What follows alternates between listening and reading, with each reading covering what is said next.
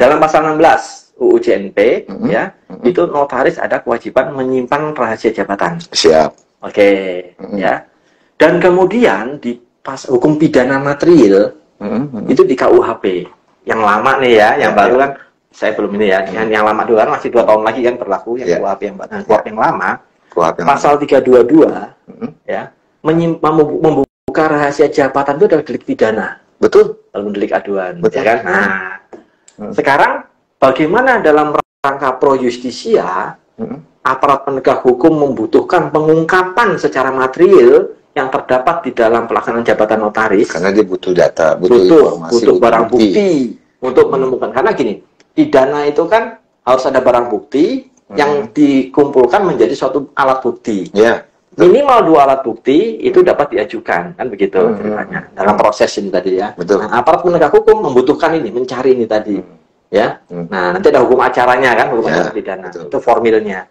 Nah, karena notaris tadi adalah menyimpan rahasia jabatan itu adalah kewajiban dalam pasal 16 dan kemudian 322 KUH pidana itu adalah delik. Maka notaris tidak boleh sembarangan menceritakan isi akta para pihak kepada siapapun juga. Wajib menyimpan, melindungi dan menyimpan rahasia jabatan tadi, ya kan? Oke. Itu. Nah, tapi bagaimana pada saat aparat penegak hukum membutuhkan, membutuhkan keterangan notaris tentang peristiwa yang ada di dalam pembuatan akta itu, atau bahkan mungkin barang bukti yang ada di dalam akta itu? Karena itu dibutuhkan untuk ada sebuah kasus. Ada suatu perkara. Ada sebuah perkara dibutuhkannya itu sebagai alat bukti. Jadi misalnya sekarang gini, ada laporan masyarakat tentang delik 263. Oke. Tentang delik 266. Berarti nyangkut akta otentik. Keterangan palsu dalam akta otentik, artinya dokumen palsu juga, gitu kan? Nah, kaitannya dengan akta notaris nih ceritanya.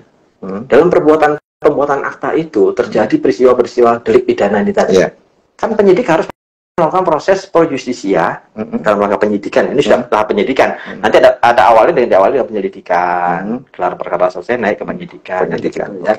Nah, itu akan membutuhkan barang bukti tadi dan keterangan notaris. Ya. Nggak bisa semena-mena itu manggil notaris. Comot aja. Nggak bisa. Oke. Dia akan berlandaskan ke pasal 224 ya kalau nggak salah ya. 224. Jadi adanya kewajiban menjadi saksi gitu kan. Nah, tapi nanti di KUHP juga ada di 170-nya, ya kan. Nah, kita itu pelaksana jabatan ini berhak menolak untuk memberikan keterangan sebagai saksi karena ada kewajiban menyimpan rahasia jabatan, gitu ceritanya. Berarti bisa merekomendasi mengizinkan, bisa tidak. Nah, makanya tadi aparat penegak hukum pada saat mau memeriksa notaris membutuhkan keterangan-keterangan dan apa yang terdapat di dalam minuta akta dan sebagainya, itu harus melalui lembaga Majelis Kehormatan Notaris dulu. MKN. Nah, MKN ini sendiri itu ada Majelis Kehormatan Pusat, ada Majelis Kehormatan Notaris Wilayah. Karena dalam rangka permohonan tadi diajukan kepada Majelis Kehormatan Notaris Wilayah. Ya, provinsi itu tergantung lokasinya, notarisnya. Diajukanlah kepada MKND di wilayah di mana notaris itu berkedudukan, gitu kan?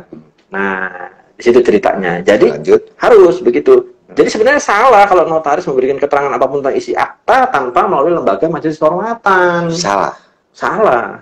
Bisa kena sanksi dong. Bukan masalah kena sanksinya ya, karena MKND tidak bicara tentang sanksi. Itu majelis pengawas tadi kan. Tetapi sekarang berita acara tadi itu sah tidak? Karena ada prosedur formal yang dilampaui, tidak dilaksanakan. Kalau tidak dilalui ya tidak sah dong harusnya. Seharusnya tidak sah secara hukum. Secara ininya begitulah ya. Tidak sah. Jadi kan tergantung dalam proses pembuktian dan sebagainya. Gitu loh kira-kira ya. Ada yang dilanggar formal itu masuk ke, ya ini saya bukan ahlinya ya dalam hukum acara yang namanya pra-peradilan kan itu gitu loh.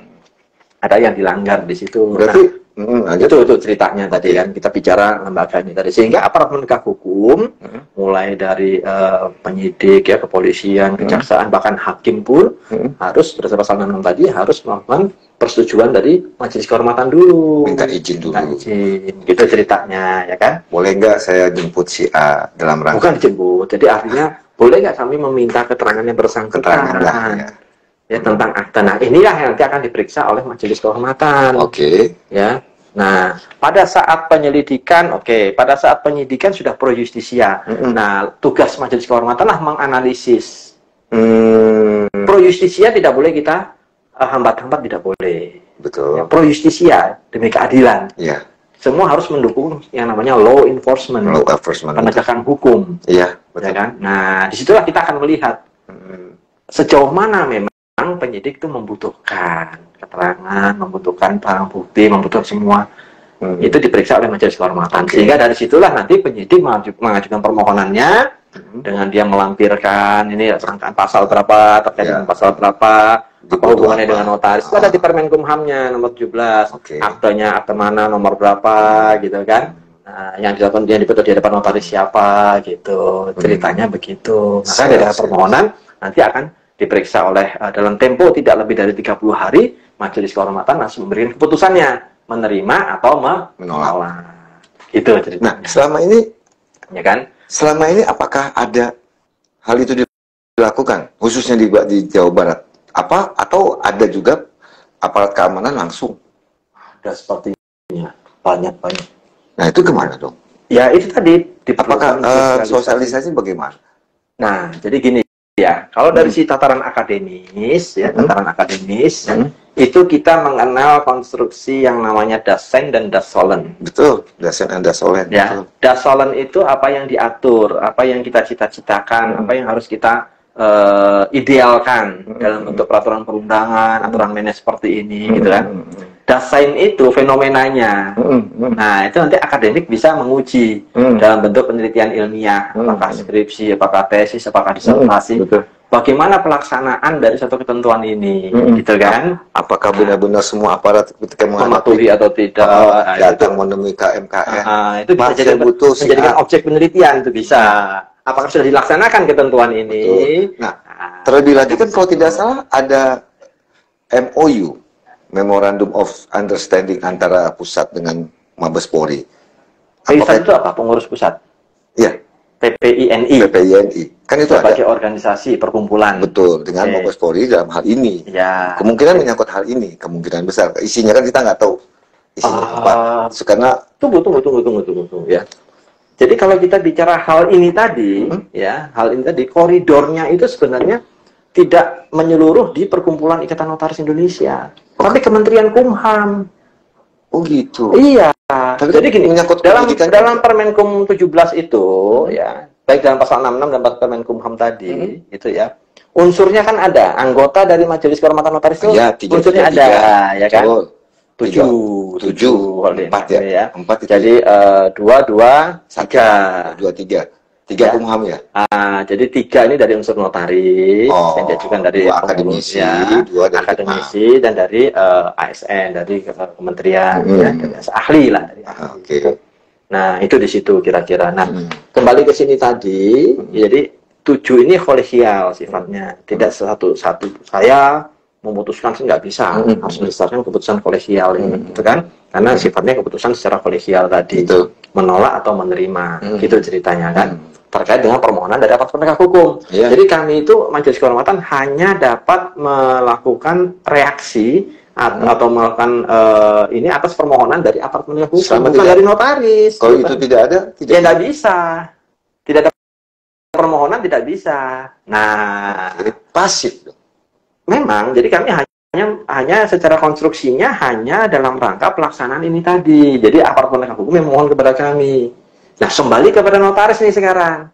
Kalau dia sadar sadar hukum, sadar kum, ya, jadi paham mengenai rahasia jabatan, paham mengenai kewajiban dia harus melindungi akte jangan sampai keluar, dan sebagainya itu, maka harus disampaikan kepada aparat penegak hukum kalau sampai ada mau diperiksa itu melalui lembaga ini dulu, harus melalui izin MKN, nggak ujuk-ujuk main undang, kasih surat coklat.